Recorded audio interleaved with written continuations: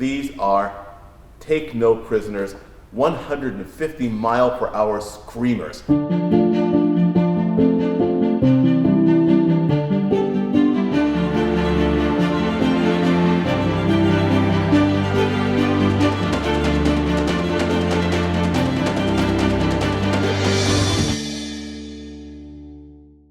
Hello, and welcome to our exhibition, More Than Just American Muscle, here at the Audrain Automobile Museum in Newport, Rhode Island. I'm Donald Osborne, and in this closer look at two of the cars in the exhibition, which are definitely not American, I'm joined by my friend, Steve Marsocci, a member of our great video team. Hey, Steve. Thanks for having me.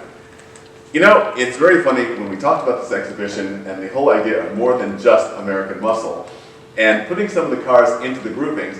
When the Allards came up, this is sort of a big, what's that all about? But I know that you are a big fan of small cars with giant engines. And so what do you think about this Allard? Well, I love this car for one big reason, is it's the reason we have cars like the Cobra and the Corvette with a V8.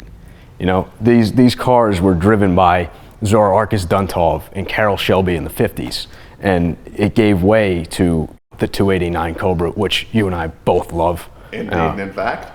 And the Grand Sport Corvettes, which I think that's where it really came into fruition, that throwing that big engine. You know, it brought way to the 55 Mule Corvette with the first V8, but when that Grand Sport came out, it was because of this car here and all those experiences. It's also very interesting because, you know, when you talk about what makes a muscle car, and this is clearly a race car, yes, but as we form our definitions for ourselves and for the viewers out there and visitors here in the gallery, it's certain component parts. In our preview video, we talked about perhaps its attitude, or the idea that it's sort of the incongruity of a really big engine and a small chassis. And this is a car that really demanded a lot of attention. I've driven this car, you can see that video here on the Audrain Museum Network. And it is, to say the least of it, a handful.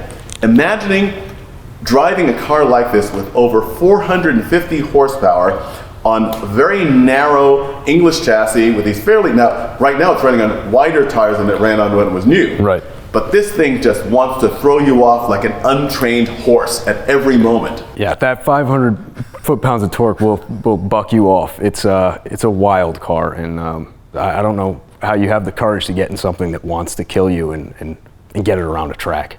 And it's also an interesting thing, also here on the Audrain Museum Network, in that same video, I drive the new version of the Allard, which is currently being made in Canada. And it's a more civilized version, but still has a lot of the characteristics of this car, which is a certain rawness. And I think that, you know, arguably that's something that people look for in what might be considered a muscle car.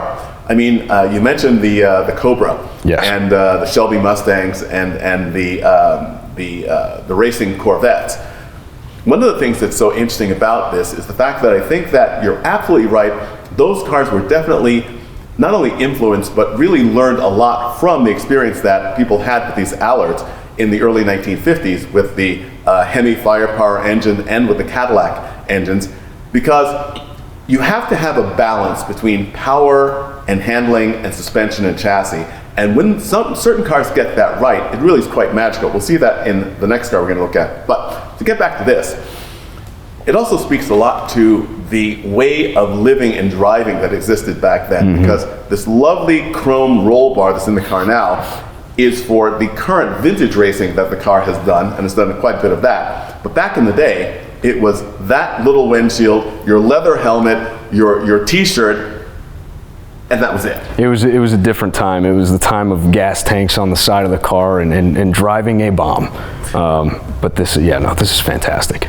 It also speaks to another thing which is very interesting about handling. We look at handling in a totally different way today than we did in the old days. And again, it's one of the typical things that people say, okay, a muscle car is a car that goes great in a straight line, doesn't turn. But these are cars that were not really meant to turn, they were meant to be drifted. Yes. And that's another thing where sort of everything old is new again, because drifting is such a big sport today, and it showcases a skill that a lot of people for a couple of decades really sort of lost. Yeah, it reminds me of when we met Peter Brock and Amelia, and we talked about the King Cobra, the Cooper Monaco. You know, drifting didn't really have a name back then, but the drivers had to learn how to do it. It's called turning. Yeah, it was called turning. It was turning with the tires broken loose 100% of the time, because it was how you got around a car that had a big horsepower and big torque engine and small tires. Yeah, you had to learn things. You read some of the old driving books and they talk about learning slip angles and really sort of feeling what the back of the car is doing and figuring out how you get the car to the point where it's unstable enough to go around the turn fast. That was the aim. Yeah. So the other car we're going to look at today in this video is something else which has a great deal of personality and certainly a lot of attitude. It's also, strangely enough, English. Let's take a look. And now, Steve, we're staying in England and staying with a very big engine, but we've changed the character of the car completely. Drastically, yes. It's a 1978 Aston Martin Vantage V8, a so-called Canadian Vantage, and there's a story in that too. But the Aston Martin V8s are astonishing cars, and they're very, very, very much English muscle cars. This shape was started as a 6-cylinder model back with a DBS. It's a very elegant shape and one of my favorite modern Aston Martins. But the car was originally designed to have a V8 engine, but in typical fashion, the V8 wasn't quite ready when the car was prepared, and so it went into market with the inline 6 from the DB6. And the DBSs were marvelous cars, very well balanced, wonderful drivers, but it really was waiting for that V8 engine. And by the time you get here to the late 70s and to the Vantage spec cars, these are take no prisoners, 150 mile per hour screamers. Yeah. And again, here in the Audrain Museum Network, we have a video of this car on the road and going through its paces.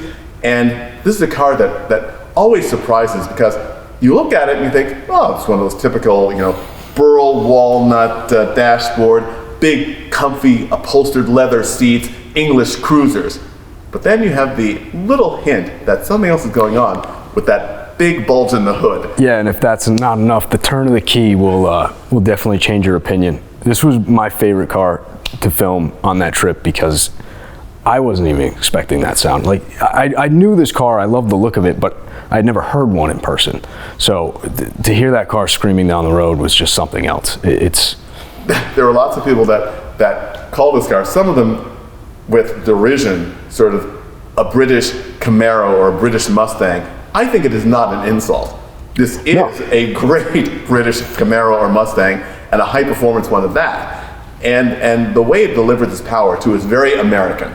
It's instant from the lowest end of the rev range up to the top, and as you said, the sound it makes is astonishing, and it does it with an amazing amount of poise. This is a muscle car that turns corners and accelerates hard. Yeah.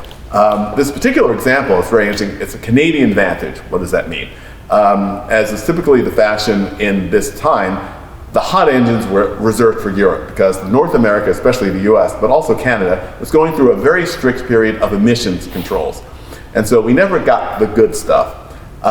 In Canada, where of course the Aston Martin market was very, very small, they got sort of the semi-good stuff. In the US, we got a Vantage look. So you have the hood bulge and the deck lid spoiler, and nothing else to go along with it. Right. In Canada, they got the Stage 1 engine, which is a much higher performance level than the US versions, but not quite what the actual Vantage were putting out in the UK. And so they made 8 of these cars for the Canadian market, 4 automatics and 4 manual transmissions. This is one of the 4 manual transmission models made, so a very rare beast indeed. And in 2005, it went back to an Aston dealer for service and was upgraded to the full 6-liter, full British Vantage spec. That's what I like. Yeah. That's what I like. More power, more torque, give it to me all. And this is also something which is very typical of Aston land, much like your beloved world of Mustangs. The idea of taking a car and upgrading the spec, nothing untoward, nothing going from 500 horsepower to 1,000. No, it totally changed the character of the car. But to bring it to the maximum performance available for that car at that time, and perhaps a little tweak beyond, is not unheard of, and in fact is encouraged in some circles. And so this is a great example of that, and it shows what power and handling was capable in this chassis.